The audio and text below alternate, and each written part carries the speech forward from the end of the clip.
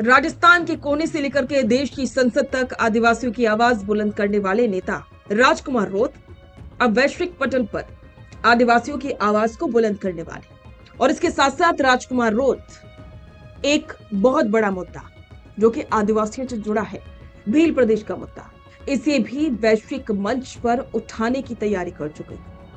नमस्कार, स्वागत है आप सभी का द फैक्ट इंडिया पर और मैं हूं आपके साथ पूजा जादौर।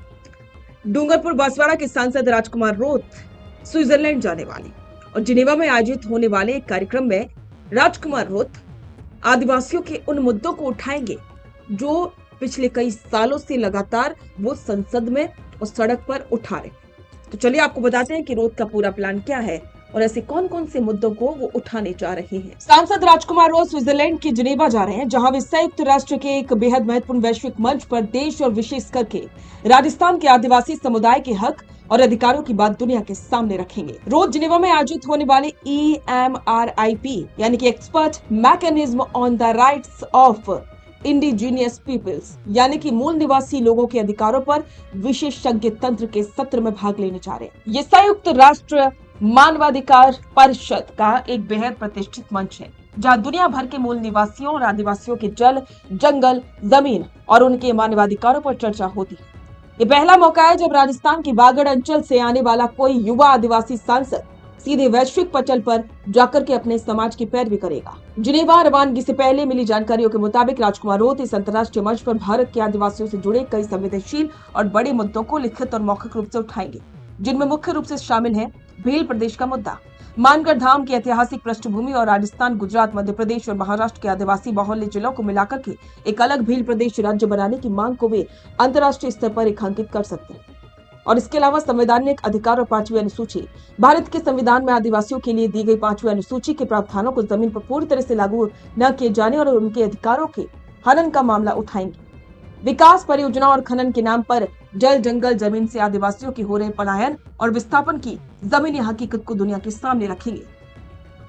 आदिवासी क्षेत्रों की बुनियादी सुविधाओं की कमी, कुपोषण और मानवाधिकारों की रक्षा को लेकर के वे वैश्विक मंच पर ध्यान आकर्षित करेंगे। साफ है कि राजकुमार रोत का ये जिनेवा दौरा सिर्फ भारत आदिवासी पार्टी के लिए नहीं, बल्कि देश के पूरे आदिवासी समाज के लिए एक बड़ा ऐतिहासिक पड़ाव है। क्षेत्रीय राजनीति से निकल करके सीधे यूनाइटेड नेशंस के मंच पर पहुंचना ये दिखाता है कि देश की आदिवासी राजनीति अब नए और अंतर्राष्ट्रीय आयाम छू रही है। अब देखना ही होगा कि जिनेवा में उठने वाली ये आवाज देश और राजस्थान की सियासत में आने वाले दिनों में क्या नया मोड़ लेकर के आती है। अब यहाँ पर सवाल उठता है कि क्या वाकई में राजकुमार रोत का सपना पूरा होगा? क्या सच में जिस भील प्रदेश की मांग वो पिछले कई सालों से कर रहे हैं वो पूरी होगी?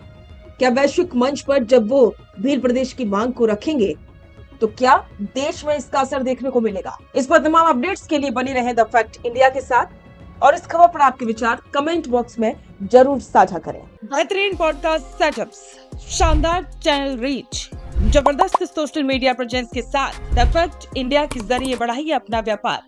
न्यूज वीडियोस में एल बेंट हो या फिर हर न्यूज की शुरुआत में हो आपके एड्स, फेसबुक पर आपके बिजनेस प्रमोशन वीडियोस और ग्राफिक्स हो या फिर इंस्टाग्राम पर कोलैबोरेशंस के साथ रील्स, सब कुछ मिलेगा आपको द फैक्ट इंडिया पर। तो आज ही डीएम करें इंस्टाग्राम पर, व्हाट्सएप के नंबरों पर मैसेज करें और अपने व्यापार को दें ऑर्गेनिक प्रमोशंस की ताकत, सिर्फ द फैक्ट इंडिया न्यूज के साथ।